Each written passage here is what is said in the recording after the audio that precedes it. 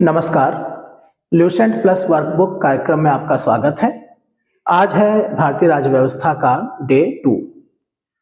कल के वीडियो में आपने देखा था संवैधानिक विकास और भारतीय संविधान के निर्माण का संविधान सभा थोड़ा सा हम लोगों ने आरंभ कर दिया था। अब उसके आगे शुरू करते हैं। कल हमने देखा कि कैसे प्रारूप समिति ने 6 महीने से भी कम समय में संविधान के प्रारूप के ऊपर चर्चा करी। लगभग 141 सिटिंग्स हुई और संविधान सभा के सामने उसको रख दिया। संविधान सभा में उसके ऊपर 1 बार, 2 बार, 3 बार डिस्कशन हुआ। इसको प्रथम वाचन, द्वितीय वाचन और तृतीय वाचन कहते हैं। अर्थात संविधान सभा के प्रत्येक सदस्य को मौका दिया गया कि उसके ऊपर वो अपने विचार रखे। ऑब्जेक्शंस लिए गए, सजेशन स्वीकार किए गए, संशोधन किए गए। पहली और दूसरी बार में अर्थात प्रथम और द्वितीय वाचन में संशोधन स्वीकार किए गए। तृतीय वाचन के बाद कोई भी संशोधन स्वीकार नहीं किया गया और उसके ऊपर मतदान किया गया और अंततः 26 नवंबर 1949 उसको पास कर दिया गया। यहां पर एक जानकारी है, स्वतंत्र भारत का पहला मंत्रिमंडल। जैसे कल हमने देखा था कि जो अंतरिम सरकार का गठन हुआ था उसमें मंत्रियों के नाम और उनके विभाग बहुत महत्वपूर्ण थे, उसी प्रकार से स्वतंत्र भारत के प्रथम मंत्रिमंडल में भी मंत्री और उनके विभाग बहुत महत्वपूर्ण हैं।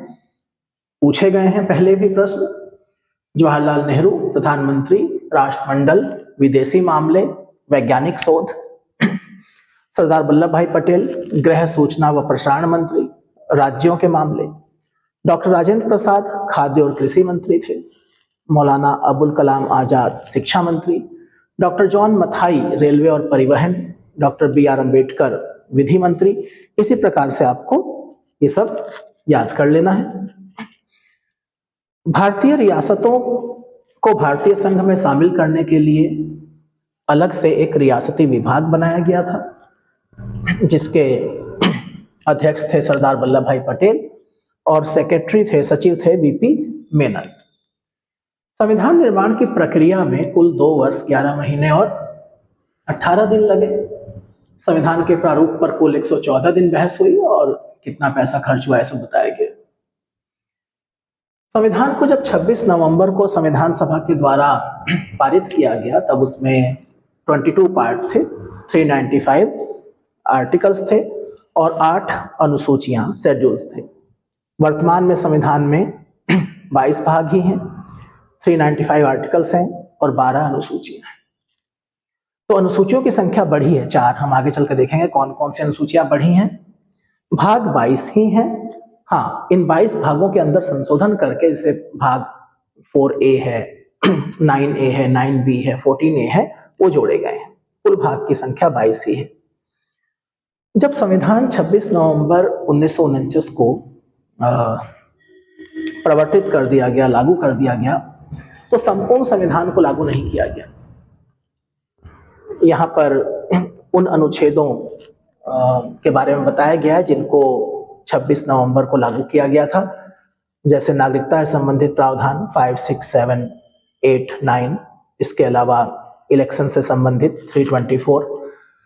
तो ये कुछ अनुच्छेद थे जो लागू कर दिए गए थे। शेष संविधान को 26 जनवरी 1950 को लागू किया गया और उसके पीछे एक ऐतिहासिक कारण था, क्योंकि 26 जनवरी 1930 को भारत ने अपना प्रथम स्वतंत्रता दिवस मनाया था।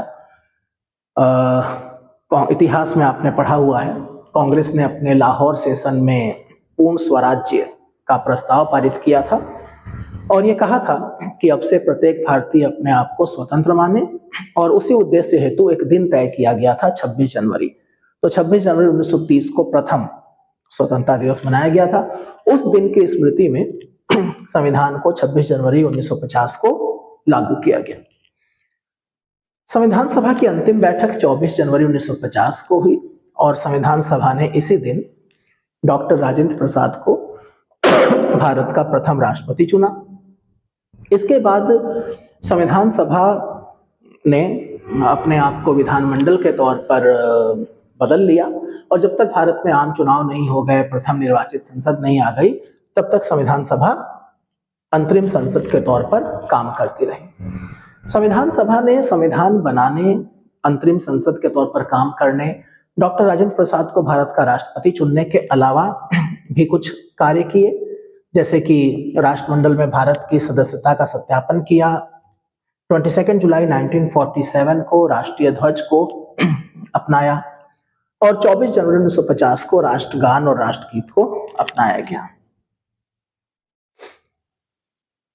यहाँ एक फैक्ट है कि 26 जुलाई 1947 को गवर्नर जनरल ने पाकिस्तान के लिए पृथक संविधान सभा की स्थापना की घोषणा करी। संविधान सभा द्वारा हाथी को प्रतीक के तौर पर, मोहर के तौर पर अपनाया गया था। इसके अलावा मूल जो संस्करण था, जो संविधान मूल रूप से लिखा गया था, उसके सौंदर्यीकरण और सजावट के लिए शांति निकेतन के कलाकार, जिनमें नंदलाल बोस और बिहार राम मनोहर सिन्हा प्रमुख थे, सुलेखन को हाथों से लिखा था वसंत कृष्ण वैद्य ने हिंदी संस्करण का सुलेखन, और उसे नंदलाल बोस ने अलंकृत किया था। संविधान सभा के सचिव के तौर पर हमें नाम मिलता है HBR अयंगर का। तो ये जो भी नाम यहाँ पर आ रहे हैं, चाहे नंदलाल बोस हो, चाहे वसंत कृष्ण वैद्य हो, HBR अयंगर हो, सबकी अलग अलग भूमिका थी और प्रीलिम्स के लिए महत्वपूर्ण फैक्ट है। तो यहाँ पर हमारा जो संविधान सभा वाला टॉपिक था वो समाप्त हो जाता है। और जैसा कि मैंने कल आपको बताया था कि हम लोग टॉपिक वाइज ना चल करके पेज वाइज चल रहे हैं। ये पूरी सीरीज सिर्फ 12 लेक्चर्स में खत्म हो जाएगी, जिसमें से पहला लेक्चर हम कल डाल चुके हैं, आप लोग देख चुके होंगे। तो इस लेक्चर 2 में हमारे पास तीसरा चैप्टर है भारतीय संविधान की उद्देशिका अथवा प्रस्तावना। प्रत्येक संविधान में, प्रत्येक नियम में, कानून में एक प्रस्तावना होती है और वो प्रस्तावना सार होती है उस पूरे कानून का। संविधान सभा में जब पंडित नेहरू ने उद्देश्य प्रस्ताव प्रस्तुत किया तो उसी उद्देश्य प्रस्ताव को प्रस्तावना का आधार माना गया। उद्देश्य प्रस्ताव को ही प्रस्तावना के रूप में स्वीकार किया गया। आप यहां पर 3 से 4 तरह के प्रश्न प्रस्तावना में देखेंगे परीक्षा में। पहला प्रश्न जो होगा वो कुछ रीजनिंग प्रकार का होगा। आपसे ये कहा जाएगा कि निम्नलिखित में से किस एक शब्द का प्रस्तावना में प्रयोग नहीं किया गया है। तो इसका कोई उपाय नहीं है सिवाय इसके कि आपको प्रस्तावना पूरी तरीके से याद हो। कभी कभी इंटरव्यू में भी कहा जाता है प्रस्तावना सुनाई, और जैसे आप धारा प्रवाह शुरू करते हैं तो किसी एक शब्द पर आपको रोक दिया जाता है, फिर वहां से और क्वेश्चन पूछने शुरू किए जाते हैं। तो प्रस्तावना आपको याद होनी ही चाहिए। प्रस्तावना उसी प्रकार से याद होनी चाहिए जिस प्रकार से आपको राष्ट्रगान याद है। तो हम भारत के लोग भारत को एक संपूर्ण प्रभुत्व संपन्न समाजवादी पंथ निरपेक्ष लोकतंत्रात्मक गणराज्य बनाने के लिए इस प्रकार से पूरी प्रस्तावना याद होनी चाहिए। तिथि है यहाँ पर 26 नवंबर 1949, हिंदी तिथि भी दी गई है, मिति मार्गशीर्ष शुक्ल सप्तमी संवत 2006 विक्रम। अमेरिकन संविधान से प्रस्तावना का विचार लिया गया है और प्रस्तावना की जो भाषा है वो ऑस्ट्रेलिया के संविधान से ली गई है। तो एक प्रश्न तो ये आ सकता है कि किस शब्द का प्रयोग किया गया है, किसका प्रयोग नहीं किया गया है। विचार, अभिव्यक्ति, विश्वास, धर्म और उपासना की स्वतंत्रता, कुछ भी। जैसे यहां लिख दिया जाए सामाजिक, आर्थिक, राजनैतिक और धार्मिक न्याय, तो धार्मिक न्याय गलत हो जाएगा क्योंकि न्याय के 3 ही रूप यहाँ पर हैं, सामाजिक, आर्थिक और राजनीतिक। इसी प्रकार से जो स्वतंत्रता है उसके 5 तत्व यहाँ पर हैं, विचार, अभिव्यक्ति, विश्वास, धर्म और उपासना। समता के 2 तत्व हैं, प्रतिष्ठा और अवसर। इस तरीके से आपको ये याद होना चाहिए। तो एक प्रश्न तो ये आ सकता है। दूसरा प्रश्न आ सकता है प्रस्तावना से कि मूल प्रस्तावना में एक बार संशोधन किया जा चुका है। तो दूसरा प्रश्न यह आ सकता है कि संविधान की प्रस्तावना में संशोधन कब किया गया? 1976 में। किस संविधान संशोधन से किया गया? 42 अमेंडमेंट, क्या संशोधन किया गया? तो 3 नए शब्द जोड़े गए, जिसमें यहां पर आप देखिए समाजवादी, पंथनिरपेक्ष, ये 2 शब्द मूल संविधान में नहीं थे।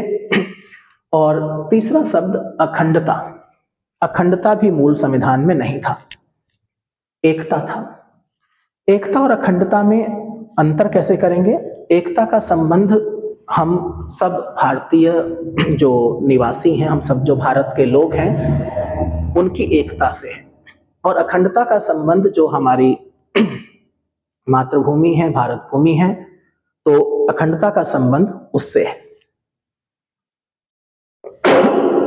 तीसरा प्रश्न जो यहां से आ सकता है वो है कि इसमें जो शब्द प्रयोग किए गए हैं, प्रभुत्व संपन्न, समाजवादी, पंथनिरपेक्ष, लोकतंत्र, गणराज्य, क्या इनका अर्थ हम समझते हैं? तो एक डिटेल वीडियो मैंने प्रस्तावना के ऊपर अलग से भी डाली है 2 पार्ट में, जिसमें इन सब शब्दों के अर्थ बहुत अच्छे से समझाए गए हैं, आप उसको फॉलो कर सकते हैं। यहाँ पर मैं अभी सिर्फ वो चीजें ले रहा हूं जो इस पेज पर रिटन है, लेकिन हाँ, आपको इनके अर्थ पता होने चाहिए। संविधान की प्रस्तावना को संविधान की कुंजी कहा जाता है। क्यों कहा जाता है? क्योंकि जहां पर भी संविधान की भाषा संदिग्ध हो जाती है, जहां पर भी संविधान के 2 उपबंधों में विरोधाभास हो जाता है, टकराव हो जाता है, तो संविधान की मूल भावना क्या है, ये समझने के लिए जो न्यायविद हैं, जैसे कि उच्चतम न्यायालय है, हाई कोर्ट है, वो प्रस्तावना की मदद लेते हैं कि मूल विचार क्या था। तो अगर मूल विचार जो है वो समता का था, प्रतिष्ठा और अवसर की समता, और एक आर्टिकल 16 है कि इक्वल अपॉर्चुनिटी पब्लिक एम्प्लॉयमेंट, कि सार्वजनिक नियोजन में सब लोगों को एक समान अवसर दिया जाएगा। और फिर हमारे पास उसके बाद आर्टिकल 16 का एक्सेप्शन आ जाता है कि SC, ST और OBC के लिए सरकारी सेवाओं में आरक्षण। तो क्या आर्टिकल 16 और आरक्षण विरोधाभासी हैं? तो हमें मूल भावना को देखना होगा, अवसर की समता, तो विरोधाभासी नहीं है। तो संविधान की कुंजी प्रस्तावना को इसलिए कहा जाता है क्योंकि उच्चतम न्यायालय के द्वारा इसका उपयोग किया जाता है संविधान की व्याख्या करने में, निर्वचन करने में, जहां पर विरोधाभास हो। प्रस्तावना संविधान का आरंभिक अंक होते हुए भी कानूनी तौर पर उसका भाग नहीं माना जाता। इसका मतलब समझने की जरूरत है। प्रस्तावना संविधान का भाग है, इसको लेकर के बेरुबारी और फिर केशवंत भारती के 2 प्रसिद्ध केस भी हैं। एक में उच्चतम न्यायालय ने कहा कि प्रस्तावना संविधान का भाग नहीं है, लेकिन केशवंत भारती में फिर उसको अपने निर्णय को पलट दिया और कहा कि प्रस्तावना संविधान का भाग है। लेकिन कानूनी तौर पर क्या प्रस्तावना का उच्चतम न्यायालय के द्वारा प्रवर्तन कराया जा सकता है, उसको लागू कराया जा सकता है प्रस्तावना के किसी मुद्दे को लेकर के? नहीं। प्रस्तावना के अनुसार संविधान के अधीन समस्त शक्तियों का केंद्र बिंदु अथवा स्रोत भारत के लोग हैं। दरअसल जो शुरुआत में शब्द है हम भारत के लोग, यही दिखाता है कि संविधान निर्माण के पीछे, संविधान की समस्त शक्तियों के पीछे मुख्य शक्ति किसकी है? भारत के लोगों की। सर्वोच्चता जो है, संप्रभुता जो है, वो भारत के लोगों में है। प्रस्तावना को न्यायालय में प्रवर्तित नहीं किया जा सकता। ये निर्णय यूनियन ऑफ इंडिया बनाम मदन गोपाल 1957 के निर्णय में बताया गया था। बेरुबारी यूनियन में सुप्रीम कोर्ट ने कहा कि संविधान की भाषा अगर कहीं संदिग्ध है तो वहां प्रस्तावना मदद कर सकती है। और इसी केस में सुप्रीम कोर्ट ने कहा कि प्रस्तावना संविधान का अंग नहीं है, लेकिन केशवंत भारती केस में इसको पलट दिया गया और कहा कि प्रस्तावना संविधान का अंग है, उसमें संशोधन भी हो सकता है। केशवंत भारती केस में ही मूल ढांचे का सिद्धांत आया था, ये आप जानते हैं। यहां पर लिखा है कि प्रस्तावना को संविधान का मूल ढांचा माना गया। तो क्या पूरी प्रस्तावना संविधान का मूल ढांचा है, या उसमें किसी शब्द के ऊपर अलग से विचार किया जा सकता है उच्चतम न्यायालय के द्वारा कि ये शब्द मूल ढांचे का हिस्सा होगा या नहीं? जैसे कि समाजवादी शब्द है, पंथनिरपेक्ष शब्द है, वो शब्द जो संविधान में संशोधन करके बाद में डाले गए, तो ये न्यायिक समीक्षा का विषय है कि संपूर्ण प्रस्तावना मूल ढांचा है या उसके कुछ तत्व, जैसे निश्चित तौर पर सरकार देश का लोकतांत्रिक गणतांत्रिक स्वरूप मूल ढांचा है।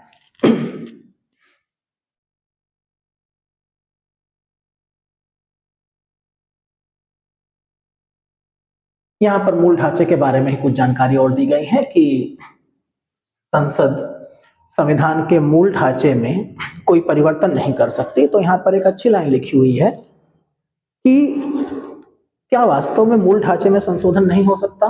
हम तो यही पढ़ते आए हैं, लेकिन ये लाइन बहुत महत्वपूर्ण है। आप बेहतरी के लिए कोई संशोधन क्यों नहीं कर सकते? बिल्कुल कर सकते हैं। मूल ढांचे में कोई ऐसा संशोधन, देखिए, संविधान में कोई ऐसा संशोधन नहीं किया जा सकता जो उसके मूल ढांचे को नकारात्मक तौर पर प्रभावित करे, जो उसके मूल ढांचे को नष्ट करे। ऐसा संशोधन बिल्कुल किया जा सकता है जो उसके मूल ढांचे को और मजबूत कर दे। तो सकारात्मक संशोधन हो सकता है। ये मैंने आपको बता दिया कब संशोधन किया गया, प्रस्तावना में क्या शब्द जोड़े गए। 3 प्रकार के न्याय, 5 प्रकार की स्वतंत्रता, 2 प्रकार की समानता भी मैंने आपको अभी बताया। यहां पर एक जानकारी है कि भारत का संविधान विश्व का सबसे बड़ा लिखित और सर्वाधिक व्यापक संविधान है। ये अंशतः कठोर और अंशतः लचीला है। ये भारतीय संविधान की 2 विशेषताएं हैं, प्रस्तावना से लेना देना नहीं है इसका। यहां पर आ गया है, ये बात अलग है। फैक्ट के तौर पर याद रखिए कि विश्व का सबसे बड़ा लिखित संविधान है।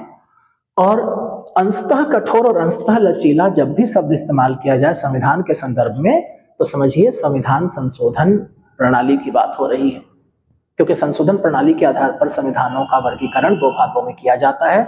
लचीले संविधान, फ्लेक्सिबल हैं, या फिर रिजिड हैं, कठोर हैं। लिखित संविधान की अवधारणा फ्रांस की देन है। प्रस्तावना में प्रयुक्त स्वतंत्रता, समानता, बंधुत्व फ्रांसीसी क्रांति से प्रेरित है। ये सब जानकारियां यहां पर हैं। भारतीय राजनीतिक व्यवस्था में संविधान सर्वोच्च है, बिल्कुल, इस पर कोई शक नहीं है कि संविधान सर्वोच्च है। लेकिन यहां पर एक अतिरिक्त जानकारी मैं आपको दूं, जिस प्रकार से अमेरिकन संविधान में लिखा हुआ है कि संविधान की सर्वोच्चता, भारतीय व्यवस्था में उस तरह से लिखा हुआ नहीं है। हालांकि इसमें कोई डाउट नहीं है कि संविधान सर्वोच्च है, लेकिन कहीं लिखित में नहीं है। भारत का संविधान अपना प्राधिकार भारत की जनता से प्राप्त करता है। वो अभी हमने यहां पर देखा था कि प्रभुसत्ता, संप्रभुता भारत की जनता में है। अब देखिए क्या है कि प्रस्तावना वाले टॉपिक में ये सब कुछ ऐसे पॉइंट आ गए हैं जिनका प्रस्तावना से लेना देना नहीं है। फिर भी भारत का संविधान अपना प्राधिकार भारत की जनता से प्राप्त करता है। भारत सरकार अधिनियम 1935 वो संवैधानिक दस्तावेज है जिसका भारतीय संविधान तैयार करने में गहरा प्रभाव पड़ा। इस पॉइंट को संविधान के सोर्सेज में होना चाहिए, संविधान सभा में भी डाला जा सकता था। यहां पर ये थोड़ा सा अननेसेसरी है। हम प्रस्तावना पढ़ रहे हैं, वो फिर कई बार आपकी रिदम आप समझ नहीं पाते कि ये पॉइंट यहां पर क्यों है। लेकिन ठीक है, इस किताब की बहुत सारी खूबियां हैं, उसमें कहीं कहीं एक्सेप्ट कर ले। भारत के संविधान में संघीय शासन शब्द का प्रयोग कहीं भी नहीं किया गया है। संविधान में भारत को यूनियन ऑफ स्टेट, राज्यों का संघ घोषित किया गया है। इसके साथ ही प्रस्तावना वाला टॉपिक यहां पर समाप्त हो जाता है और हमारे पास अगला टॉपिक आता है भारतीय संविधान के विदेशी स्रोत। देखिए, चाहे संविधान सभा हो, प्रस्तावना हो, स्रोत हो, आगे इसमें संविधान की अनुसूचियां और भाग भी आएंगे। ये सब बहुत ही फंडामेंटल, बहुत ही बुनियादी चैप्टर्स हैं और कई बार हम ये मान के चलते हैं कि ये तो हो ही जाएगा, इसका हम रिवीजन नहीं करते हैं और रिवीजन के अभाव में कभी कभी यहाँ से बहुत ही आसान प्रश्न हमारे गलत हो जाते हैं। तो इसको बिल्कुल गंभीरता से लेना है।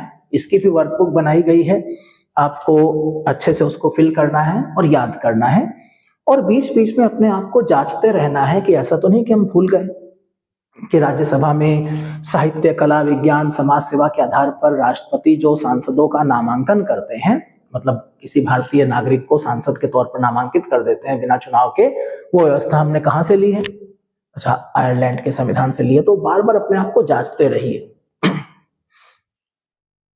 प्रारंभिक परीक्षा बहुत महत्वपूर्ण है क्योंकि वो पहली सीढ़ी है और इस परीक्षा प्रणाली में प्रारंभिक परीक्षा के मार्क्स नहीं जोड़ते हैं, लेकिन बिना उस पहली सीढ़ी को पार किए आप दूसरी सीढ़ी पर आप छलांग नहीं लगा सकते कि सीधे आप मेंस में बैठ जाएं या सीधे इंटरव्यू में बैठ जाएं। आपको स्टेप बाय स्टेप ही चलना होता है। तो हर चैप्टर जरूरी है। तो भारत के संविधान के निर्माण में किन किन देशों से सहायता ली गई है? जब भारतीय संविधान के ऊपर आरोप लगाया गया कि ये तो कॉपी पेस्ट है, चेपी वर्क है, तो डॉक्टर अंबेडकर के शब्दों में कि भारतीय संविधान का निर्माण दुनिया के सर्वश्रेष्ठ संविधानों को छानने के बाद किया गया है, हमने फिल्टर किया है, हमने आंख बंद करके कॉपी पेस्ट नहीं किया। तो इसके ऊपर भी मेरा एक वीडियो पड़ा हुआ है पहले से, वहां पर आप देख सकते हैं, जहां पर इस बात को समझाया गया है कि क्यों ये कॉपी पेस्ट नहीं है। यहां पर हम सिर्फ ये देख रहे हैं कि क्या क्या प्रावधान कहां कहां से लिया गया है।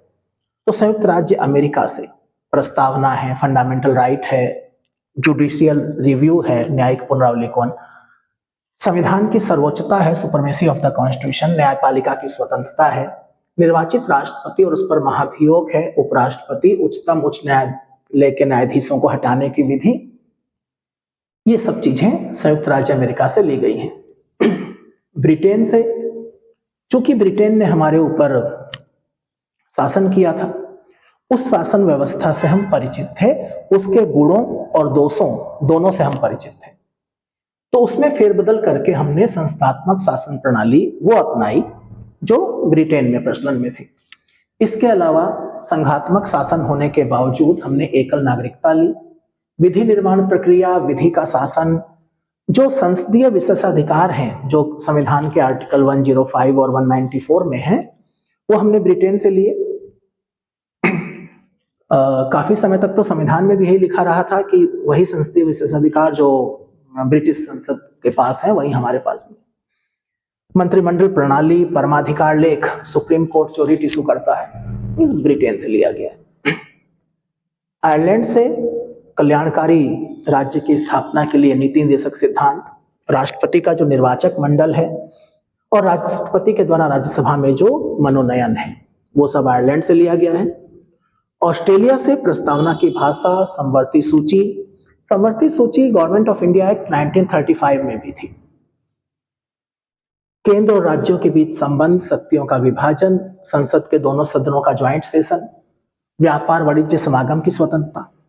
यहां पर एक बात आपको बताना चाहता हूं, जब आप विदेशी स्रोत देखते हैं तो एक और स्रोत भी है।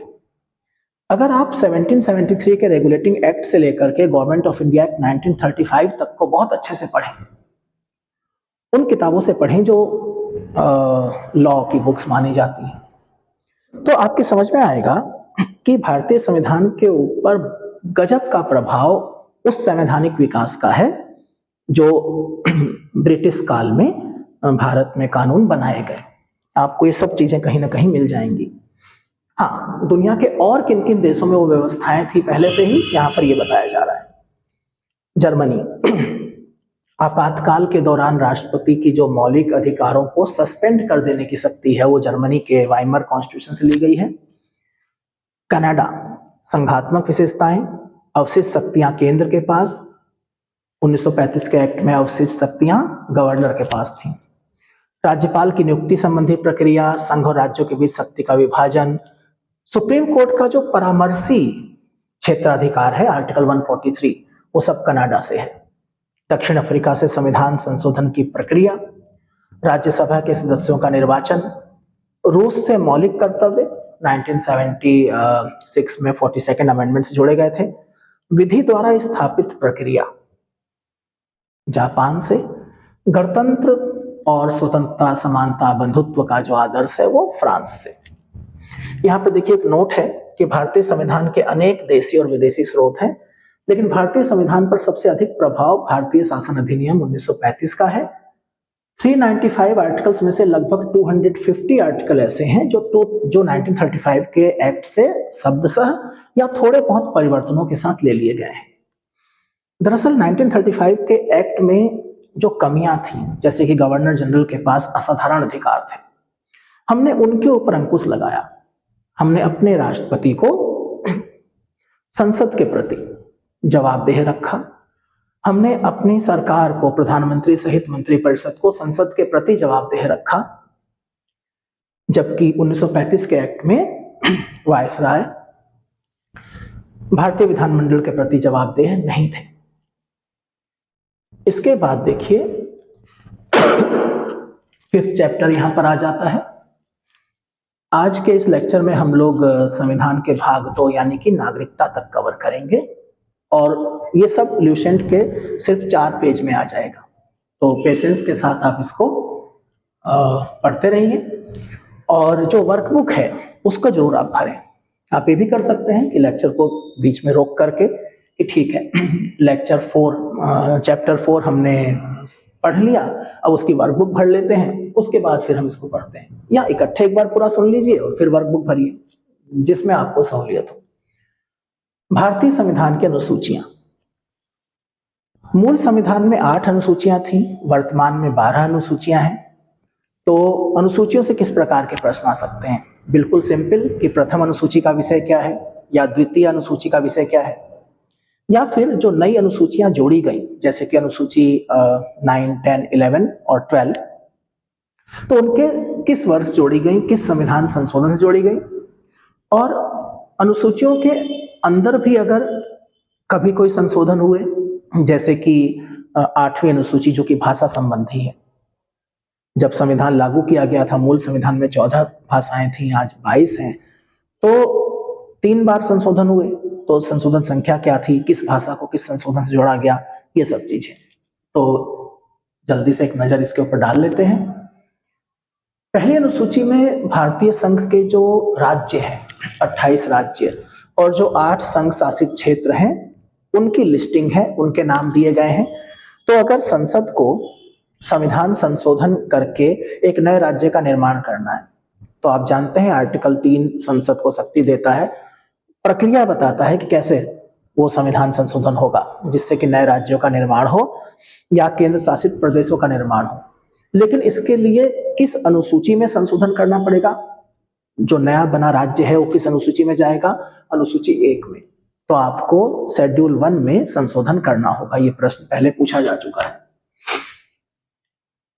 दूसरी अनुसूची जो है वो वेतन, भत्ते और पेंशन के बारे में व्यवस्था करती है। जो संवैधानिक पदाधिकारी हैं, राष्ट्रपति, राज्यपाल, लोकसभा अध्यक्ष, उपाध्यक्ष, राज्यसभा के सभापति, उपसभापति, सुप्रीम कोर्ट, हाई कोर्ट के जज और भारत में नियंत्रक, महालेखा परीक्षक, इन सबकी जो सैलरी है, पेंशन है, उसके बारे में यहाँ पर प्रावधान है। अगर इसमें कोई भी परिवर्तन होना है तो आपको दूसरी अनुसूची में संशोधन करना होगा। तीसरी अनुसूची में जो संघ के प्रमुख पदाधिकारी हैं उनके शपथ के बारे में प्रावधान है। मंत्री हैं, उच्चतम उच्च न्यायालय के न्यायाधीश हैं। चौथी अनुसूची में जो राज्यसभा में प्रतिनिधित्व है राज्यों का या संघ शासित क्षेत्रों का, सीटों का बंटवारा है, उसकी लिस्ट दी गई है। 5वीं और 6ठी अनुसूची जो है वो अनुसूचित क्षेत्रों, जनजाति क्षेत्रों के प्रशासन के बारे में है। 5वीं अनुसूची समस्त क्षेत्रों की बात करती है, जो भी अनुसूचित और जनजाति क्षेत्र हैं।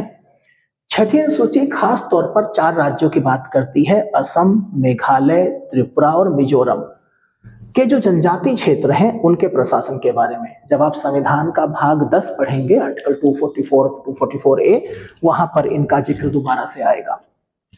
7वीं अनुसूची में केंद्र और राज्य के बीच जो शक्तियों का बंटवारा है, जो कि संघात्मक संविधान का आधार होता है, तो 3 अनुसूचियां 7वीं अनुसूची में 3 सूचियां, संघ सूची, राज्य सूची और समवर्ती सूची का जिक्र है। यहाँ पर थोड़ा सा डिटेल भी दिया गया है कि संघ सूची पर केंद्र सरकार को कानून बनाने का अधिकार है। मूल संविधान में 97 सब्जेक्ट थे, आज की डेट में 100 हैं। इसका मतलब संशोधन करके 3 नए सब्जेक्ट जोड़े गए हैं। आप चाहें तो वो 3 सब्जेक्ट देख सकते हैं। यहाँ पर कुछ विषय हैं जैसे रक्षा, विदेशी मामले, युद्ध और शांति, रेलवे, डाक, तार, मुद्रा, बैंकिंग, परमाणु शक्ति, ये सब केंद्रीय सूची के विषय हैं। राज्य सूची के विषय पर राज्य सरकार कानून बनाती है। हालांकि विशेष परिस्थितियों में, जैसे कि राष्ट्रहित में, संसद भी राज्य सूची पर कानून बना सकती है।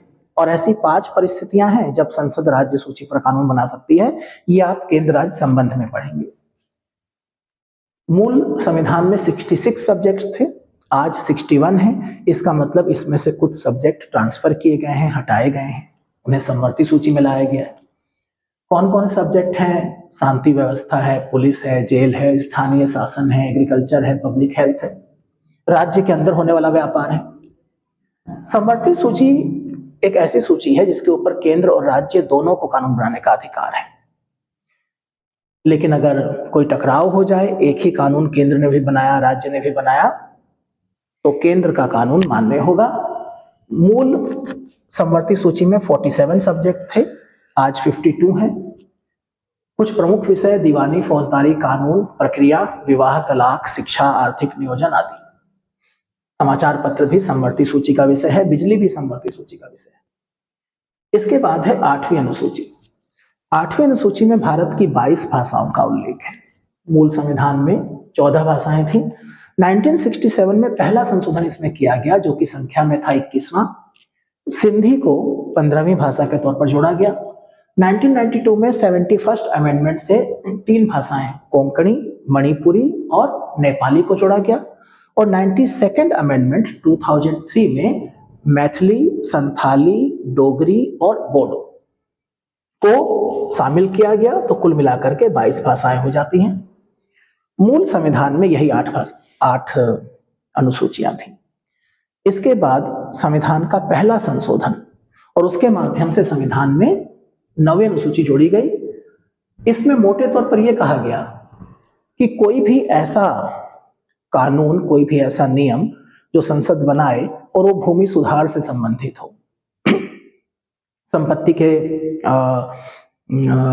डिस्ट्रीब्यूशन से संबंधित हो, आम इंटरेस्ट में, आम लोगों के हित में संपत्ति का पुनर्वितरण वगैरह हो, तो उसको सुप्रीम कोर्ट में चैलेंज नहीं किया जाएगा कि वो किसी मौलिक अधिकार का उल्लंघन करती है, जैसे कि आर्टिकल 14 का या 19 का या 31 का, खास तौर पर संपत्ति के मामले में। उसको न्यायिक समीक्षा के दायरे से बाहर कर दिया गया, जुडिशियल रिव्यू से बाहर कर दिया गया। लेकिन जनवरी 2007 में संविधान की इस व्यवस्था को सुप्रीम कोर्ट ने बदल दिया।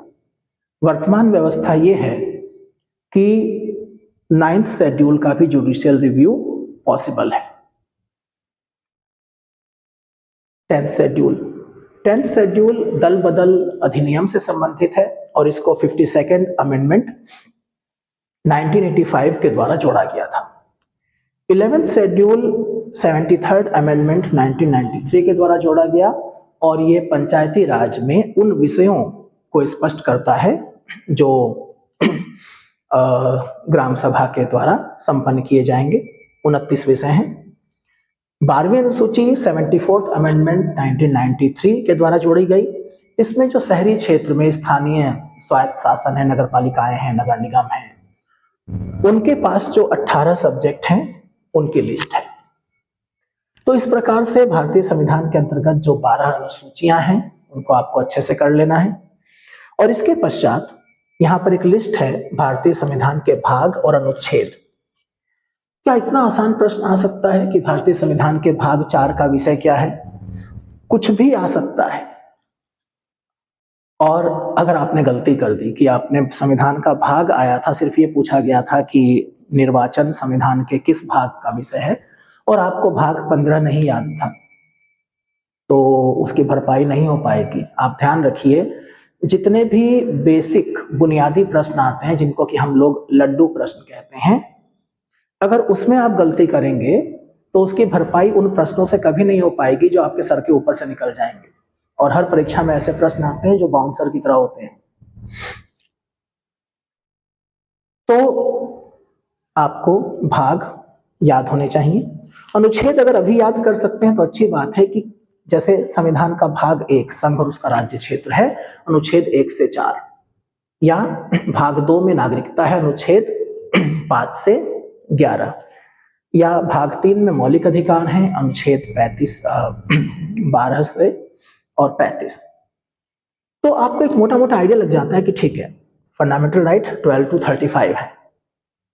तो कभी कभी इस तरह का प्रश्न आ जाता है कि 4 आर्टिकल दे दिए, 19, 29, 39, 49, इनमें से कौन कौन से अनुच्छेद मौलिक अधिकार नहीं है, या इनमें से कौन से अनुच्छेद डायरेक्टिव प्रिंसिपल हैं। तो एक मोटा मोटा आपको आइडिया तो है कि 12 to 35 तो फंडामेंटल राइट है, ना उसके पहले ना उसके बाद में, तो 39 और 49 ही डायरेक्टिव प्रिंसिपल्स हो गए इस तरीके से। हालांकि जब आप पूरा संविधान पढ़ लेते हैं तो ये आर्टिकल आसान हो जाते हैं। तो आपको समस्त भाग और संख्या कि भाग 18 में क्या है, आपात उपबंध है। भाग 20 का विषय क्या है, संविधान संशोधन। आप आर्टिकल चाहें तो एक बार को छोड़ भी सकते हैं, लेकिन ये नहीं छोड़ सकते कि भाग 1 का विषय क्या है, ये बिल्कुल आपको याद होना चाहिए। फिर धीरे धीरे याद हो जाएगा कि कहां से कहां तक। जैसे कि राजभाषा है, तो राजभाषा संविधान के भाग 17 का विषय है, ये जरूर याद होना चाहिए। कहां से कहां तक आर्टिकल है, 343 से 351 तक, ये भी याद हो जाएगा। इसके बाद हमारे पास एक छोटा सा चैप्टर यहां पर बनाया गया है, बस 4-5 लाइन का, देशी रियासतों का भारत में विलय।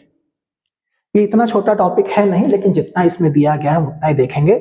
पहला पॉइंट ये है कि एक रियासती मंत्रालय बनाया गया था जिसका कार्य था देशी रियासतों का भारत में विलय कैसे होगा ये देखना, और उस विभाग की जिम्मेदारी दी गई थी सरदार वल्लभ भाई पटेल को।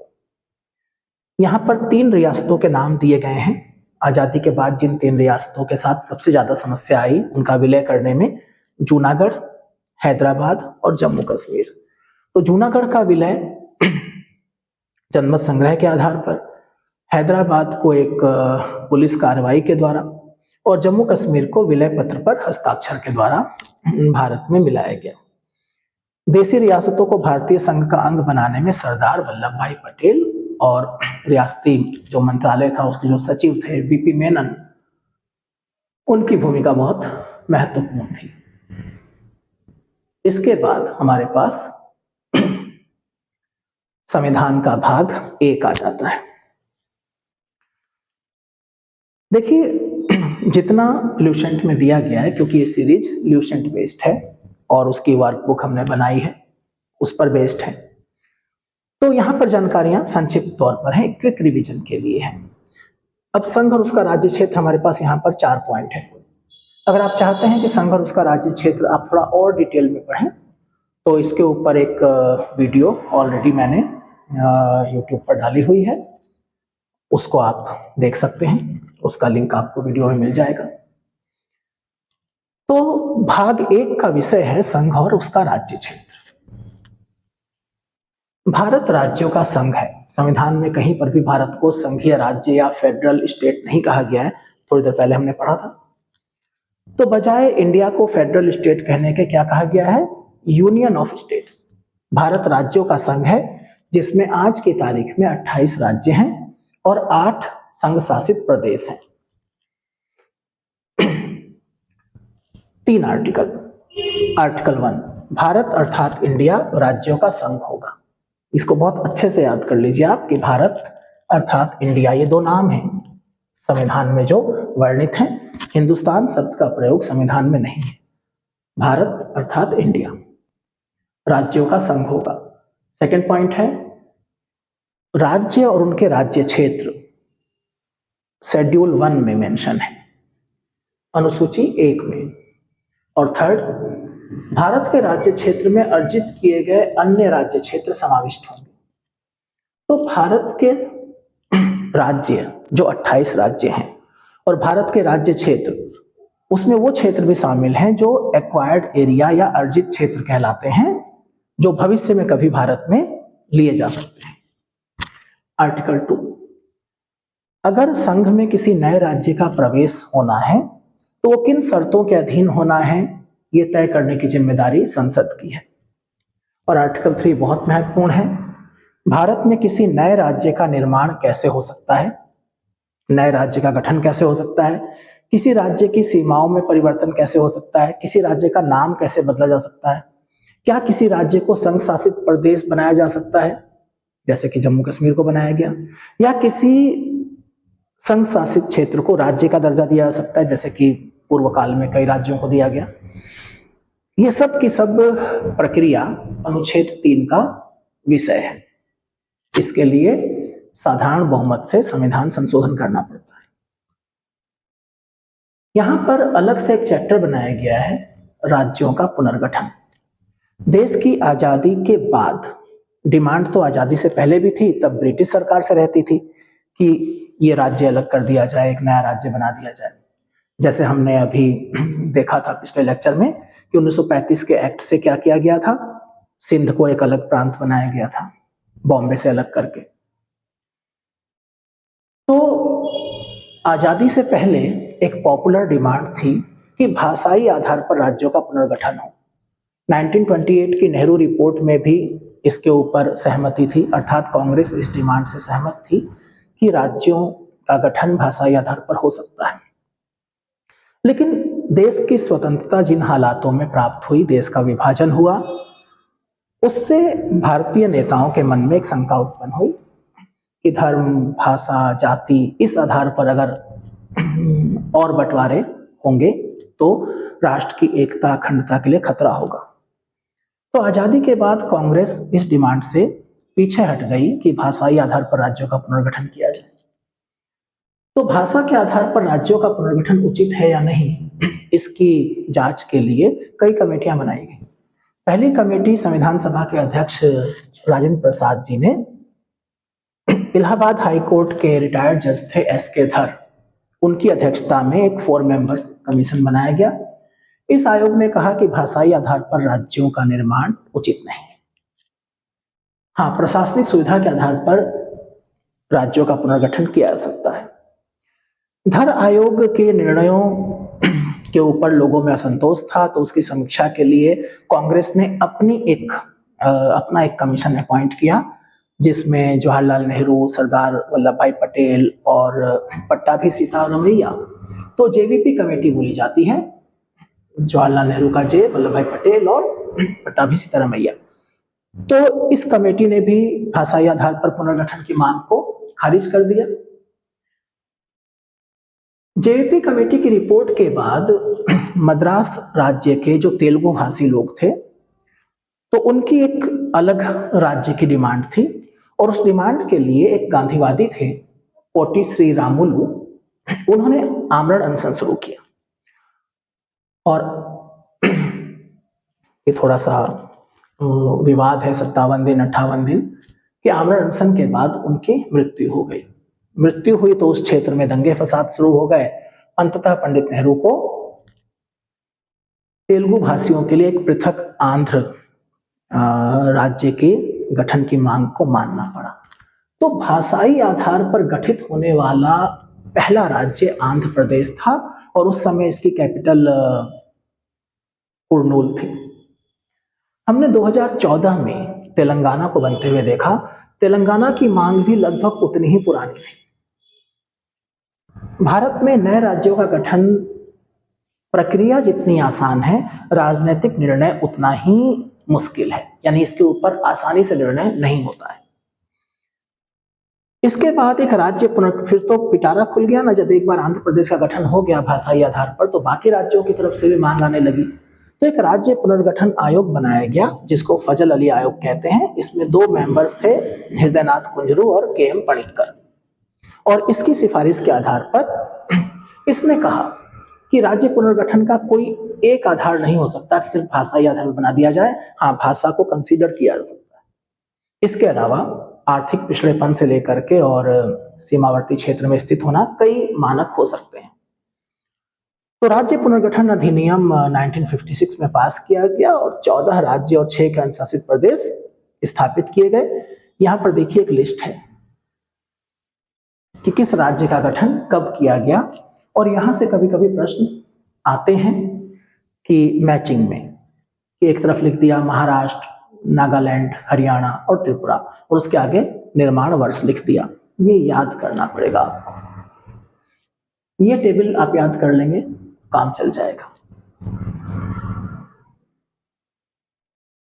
इसके बाद इसमें कुछ उन क्षेत्रों का जिक्र है जो आजादी के बाद भी विदेशियों के नियंत्रण में थे, जैसे कि फ्रांस के नियंत्रण में पौंडीचेरी, यनम, चंद्रनगर, कराईकल वाले क्षेत्र थे। तो 28 मई 1956 एक संधि हो गई फ्रांस और भारत सरकार के बीच में, और ये सभी क्षेत्र भारत को सौंप दिए गए, और इन सब क्षेत्रों को मिलाकर के पौंडीचेरी संघ राज्य क्षेत्र बना दिया गया। आप पौंडीचेरी के जिलों को भारत के नक्शे में जाकर के देखिएगा, आपको पूर्वी और पश्चिमी दोनों तटों पर नजर आएंगे। वो आपको तमिलनाडु में भी दिखेगा, वो आपको केरल में भी दिखेगा। इसके बाद गोवा, दमन और दीव को भारत में शामिल करने के लिए पुर्तगाल सरकार से कोई समझौता नहीं हो पाया। अंततः एक छोटा सा मिलिट्री एक्शन लेना पड़ा और गोवा, दमन, दीव को आजाद करा लिया गया। यहां पर एक जानकारी है क्षेत्रीय परिषद के बारे में। जब आप भारत में केंद्र राज्य संबंध पढ़ेंगे, वहां पर एक आर्टिकल आएगा 263, इंटर स्टेट काउंसिल, अंतर्राज्यीय परिषद। और उसके पश्चात, चूंकि अंतर्राज्यीय परिषद एक भारी भरकम निकाय है, सभी राज्यों के मुख्यमंत्री और देश के प्रधानमंत्री और कुछ मंत्रियों से मिलकर के बनती है, तो कुछ राज्यों के मुद्दों को सुलझाने के लिए अलग अलग क्षेत्रों के हिसाब से क्षेत्रीय परिषदों का गठन किया गया एक संसद के अधिनियम के द्वारा। तो जोनल काउंसिल्स या क्षेत्रीय परिषद सांविधिक निकाय हैं, संसद ने बनाई हैं, लेकिन संविधान का हिस्सा नहीं है। कितनी क्षेत्रीय परिषद है? 5। यहां पर जो छठी है वो पूर्वोत्तर परिषद है। आपको क्या करना है इसमें? आपको इन क्षेत्रीय परिषदों के मुख्यालय देख लेने हैं, किस क्षेत्रीय परिषद में कौन सा स्टेट है वो देख सकते हैं आप। पूर्वोत्तर परिषद बाद में बनाई गई 1972 में। इसमें असम, मणिपुर, मिजोरम, अरुणाचल प्रदेश, नागालैंड, मेघालय, त्रिपुरा, सिक्किम है। सिक्किम 1994 में बना है इसका सदस्य। प्रत्येक, इसमें जानकारी नहीं है, आगे हम पढ़ेंगे। क्षेत्रीय परिषद का जो अध्यक्ष होता है वो केंद्रीय गृह मंत्री होता है या फिर कोई अन्य सीनियर मिनिस्टर। और सभी राज्यों के जो मुख्यमंत्री हैं, यानी जिस परिषद में जो राज्य शामिल हैं, उनके मुख्यमंत्री इसमें बारी बारी से डिप्टी चेयरमैन बनते हैं। अपने आपस के जो इनके डिस्प्यूट्स हैं उनका समाधान ये इस फोरम पर कर सकते हैं।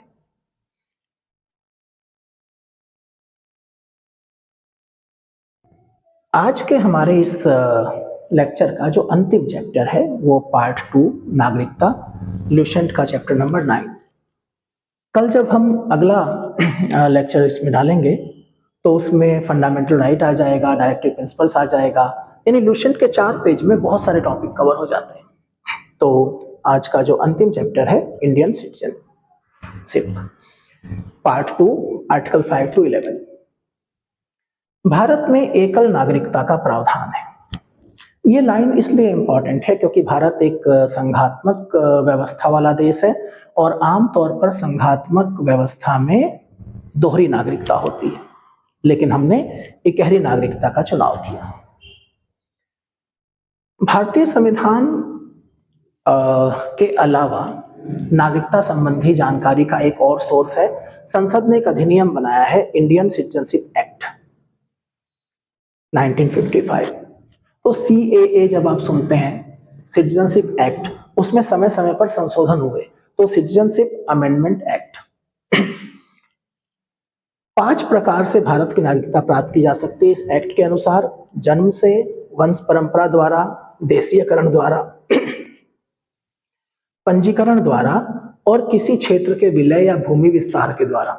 आप ये 5 प्रकार याद रखिए, इसके बारे में चाहें तो एक लाइन में डिटेल भी देख सकते हैं। यहां से आमतौर पर प्रश्न नहीं आते हैं, लेकिन हाँ, ये 5 हेडिंग आपको पता होने चाहिए। इसमें भारतीय नागरिकता संशोधन अधिनियम 1986 दिया गया है। बेहतर होगा कि आप भारतीय नागरिकता संशोधन अधिनियम जो 2019 था उसको देखें, वो अभी इसमें नहीं है।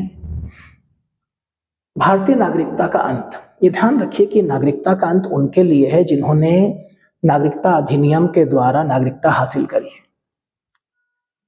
कैसे? आप अपनी नागरिकता छोड़ सकते हैं, आप दूसरे देश की नागरिकता ले लीजिए, आपकी नागरिकता अपने आप समाप्त हो जाएगी, या सरकार द्वारा नागरिकता छीनने पर।